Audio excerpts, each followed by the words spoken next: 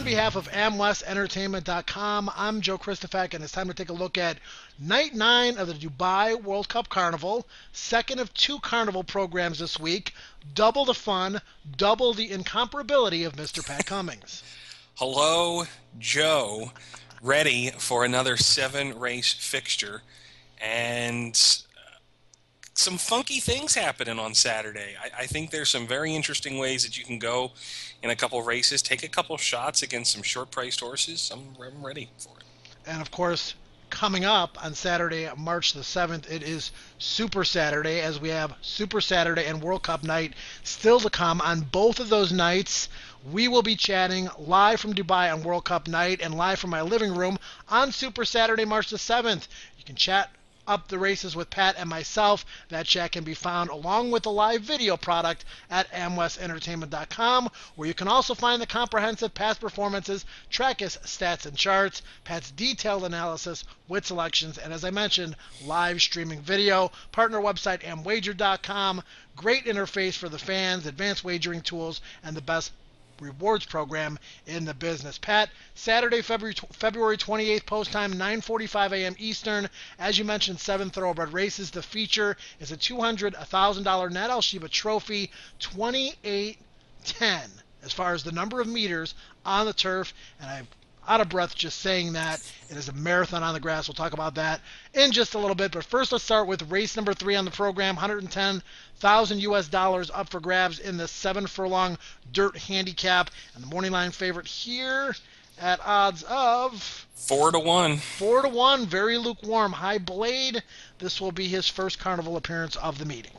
Brutal race to make the morning line, Joe, because High Blade is in direct from South America. He ran there as recent as mid-January or early January, and he comes in with certainly a decent reputation.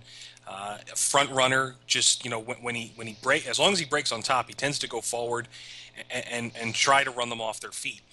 And in the Dubai Racing Comprehensive this year, we really talked about it with dirt coming back to Maidan, the presence of South Americans, and as has been the history of racing in the UAE, it's been very hit and miss. Some of these South Americans come in and bolt home, and they are kind of what I would consider prepped for private purchase or sale. And then from there, some of them go on and they do well. Some of them are complete busts and never win again. So it's very hit and miss. To me, High Blade feels like this. I'm leaning more on the bust side here. Son of Salute the Sarge, who has certainly produced a couple decent runners out there, including Saludos Amigos, who we might see in the Dubai Golden Shaheen. He's drawn gate 13 on the extreme outside, so he's going to have to go. He's going to have to push, and that, to me, causes a couple things. It means that the pace is probably going to be pretty good, and the other thing is it just might burn him out. This is it's just a fairly unusual spot. We haven't seen many of these types in recent years. I'm against High Blade here, but he's going to get attention for all of his dirt success in Uruguay. Gift Orm is a horse that ran very well against Leo last week, so he comes back off of basically 8 days of full rest. Phil, he didn't eat up last week, and they had to scratch him from that race that Leo was in. Tis Now, Tis Then ran very well here and then didn't back it up at Jebel So I've actually gone with a long shot in this race, a horse I've liked throughout the season, and that's number 3, Bannock. And let's go back and take a look at his race. Now, this is December 31st. It's a couple starts ago. He's had some tries in the interim, and they haven't been all that great. But this, to me, sets up very similarly to him, to what happened here in this last race. He comes from well off the pace in the green colors with the red cap. He gets bounced about in the stretch a little bit, doesn't have a clear passage, comes through, gets up and really does his best running at the very end. This is over 1,400 meters. I'm doing a little searching here. Phil might not be 100%. Tis Now, Tis Then's been hit and miss. The new South American import's questionable. Music Theory's trying dirt for the first time. Gift Orm, we'll see. Bannock, drawn inside again.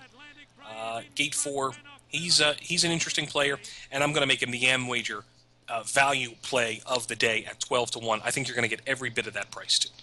Gift Orm is in good form as we subtract the F from the pronunciation of his name. But Giftorm, a good effort last time behind Lale. Great ride by Patrick Dobbs that day to save something aboard Lale. Giftorm came right up to him. That race may have taken something out of him, but if he runs back to it, I think he will be tough to beat in the third. Pat, race number 4, $175,000 handicap, 6 furlongs on the grass. This is the Nova Stakes, and this is a very contentious race. A lot of different directions you can go. I believe the lukewarm 7-2 favorite here, the number 5, Jamesy, who usually runs this race. Yeah, he likes running in the UAE, no question. Zahi has had some issues recently. He covered a lot of extra ground in his most recent race, and now he's cutting back to the straight 1200. Medician Man, we'll talk about him in a second. Eastern Rules, he disappointed last time. I know you liked him in there. Russian Soul's a horse that we haven't seen enough of this carnival. He's normally used to running some more races, so maybe there was a little something off there. Phil Zange, who breaks from the inside rail. Typically, it's not the best spot, but it'll actually be more out in the middle of the course because of where the temporary rail is placed. He ran very well. He was closing at the end of a local race here, or of a carnival race a week back. Look, Ertijal, stakes winner down in Abu Dhabi. If Johann Strauss runs big on Thursday, right. Ertijal beat Johann Strauss over 1,400. Now he's going the straight trip. Fountain of Youth, you kind of never know when he's going to pop. Master of War ran very well. But the horses I do want to focus on are probably going to be shorter on the prices. That is Jamesy and Medician Man. Let's go back and look at their race last time. This is over the straight 1,000. Jamesy, to me, this was a setup. He's kind of underneath the track graphic when this video starts, up in the top right in those red silks. Medician Man, 5th from the left in the navy blue silks with the cheek pieces. Medician Man just kind of runs his average race. Maybe he's lost a step or two. I don't know. Harry Bentley is in the jocks room for this card, but they're going to put David Parks, the apprentice, on. He's going to end up carrying 57 kilos here. Maybe that will help him come on for that run. You're basically giving him about 7 pounds and puts him in the middle of the handicap. But Jamesy really runs on very well in this spot. I liked what I saw from him. I thought this was a real setup race. And when we go and we look back at the sectional timing, it brings us to the trackist stat of the day. Jamesy ran the fastest final 400 and 200 against this very good bunch from last week. Caspian Prince was impressive. Hatoto, already a winner at the Carnival. Banadir was 3rd. But the quickest mover was Jamesy. And now over this extended trip, 1,200 is really what he wants. I really think Jamesy is legitimate. Almost made him the best bet of the day, but backed off it. It is a tough field, and I think several others have chances.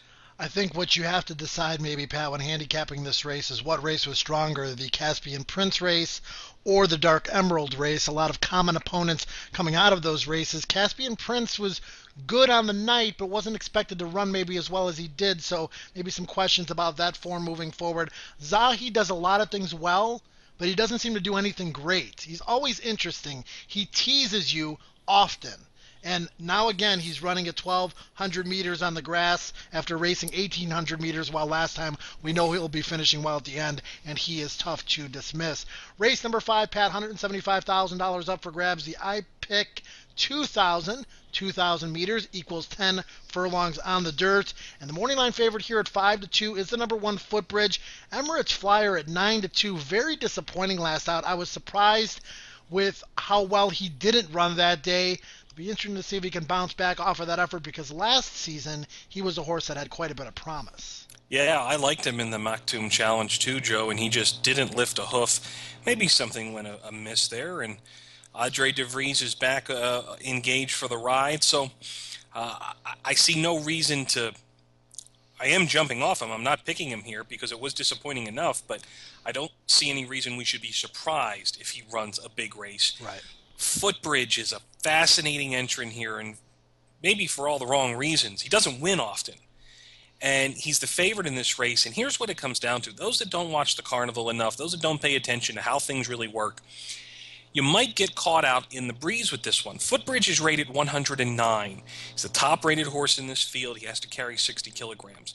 The thing about Footbridge, I think it's really fairly compelling, is that he can't get into the World Cup off a rating of 109.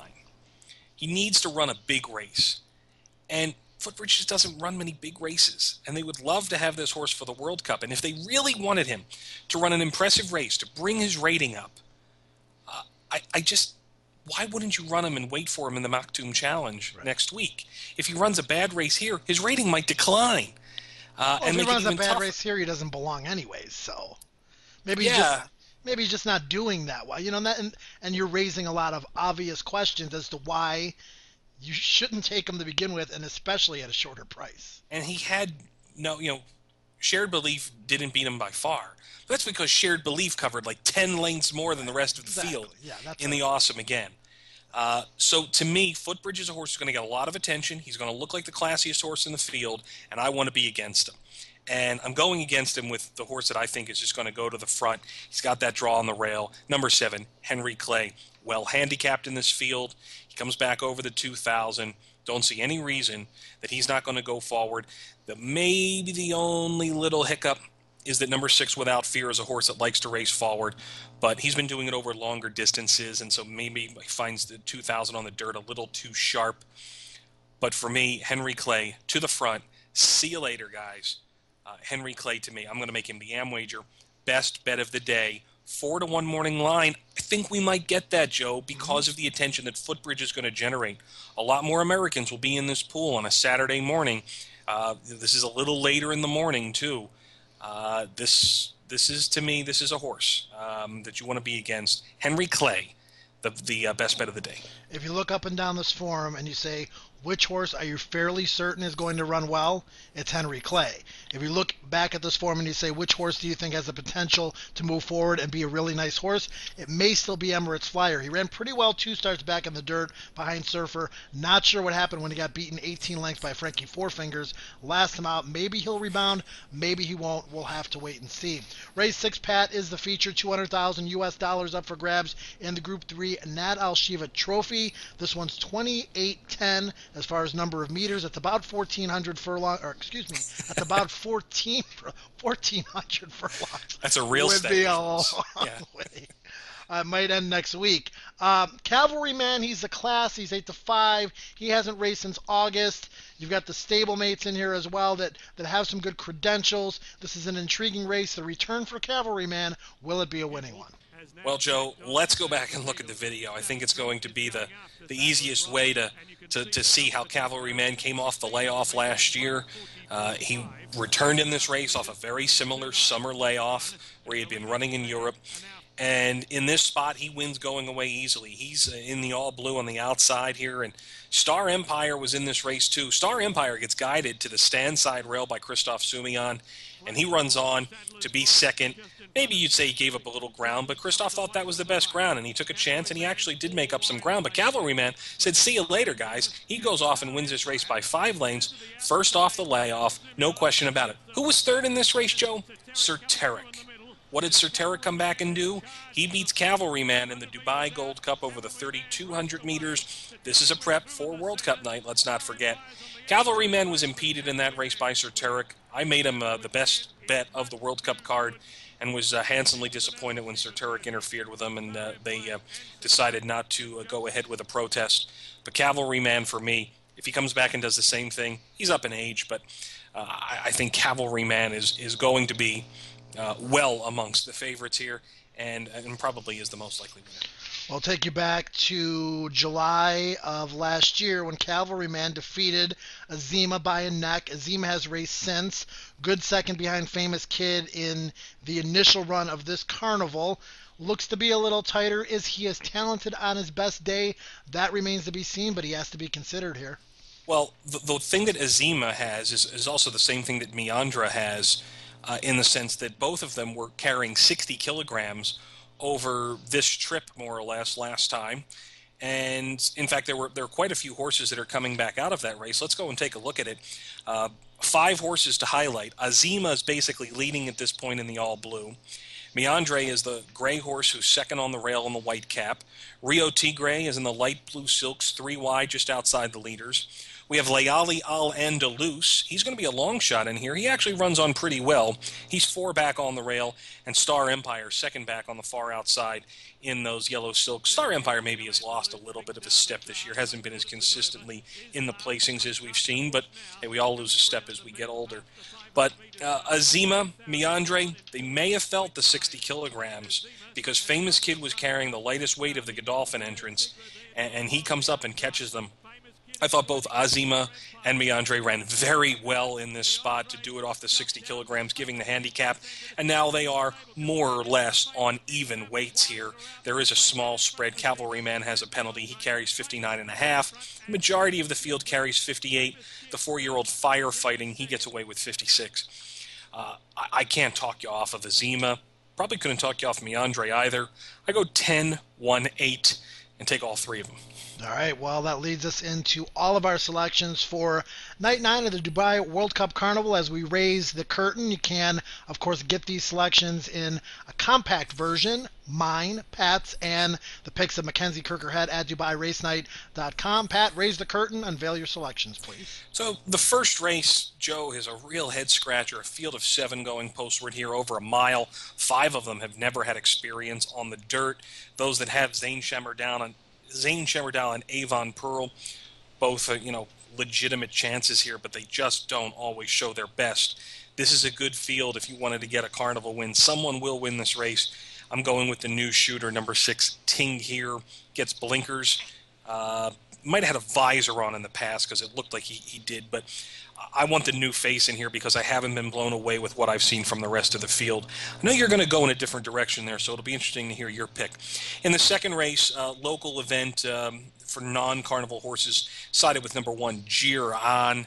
I thought this was just, I kind of wavered and maybe didn't want him off of the top weight of 59 kilos, but I just think he's probably the best horse in the race. And that win over Lael, I think, probably shows that he is, pretty decent. And then we've talked about all the others except the last race. Funny contest. We're not talking about it much, but gosh, a lot of horses I think that could do something there. Atomic Rush is a new debuter for Mike DeCock. Elaval, Half a Guinea. Mujarib has been okay, but I went with number 11, Silent Bullet.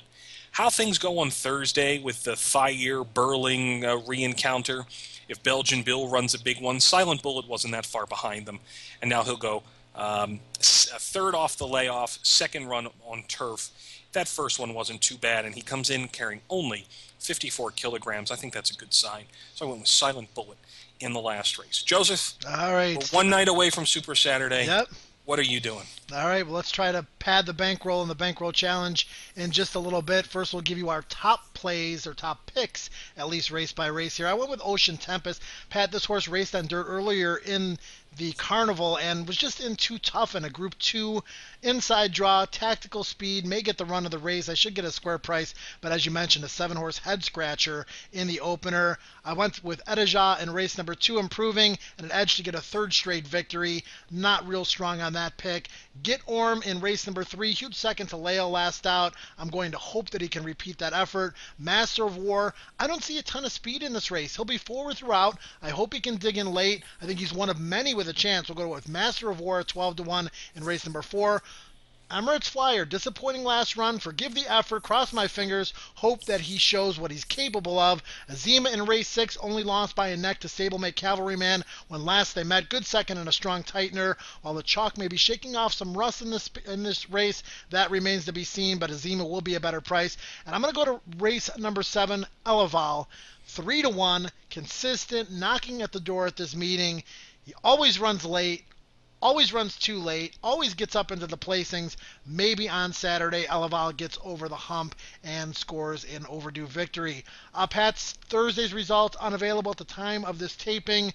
We're going to update our totals and hopefully happy totals for the Super Saturday video coming up next week. But let's see how you're going to play your $100 on the Saturday card. So, Joe, how you pick and play these things, it's always about not what you play, it's how you play it, right? Oh, yeah, right. So some of these I'm going for a little bit of value in some of the ways I'm playing this, and I had $16 left over, and I'm just going to use it in one separate way. But in the third race, we'll start.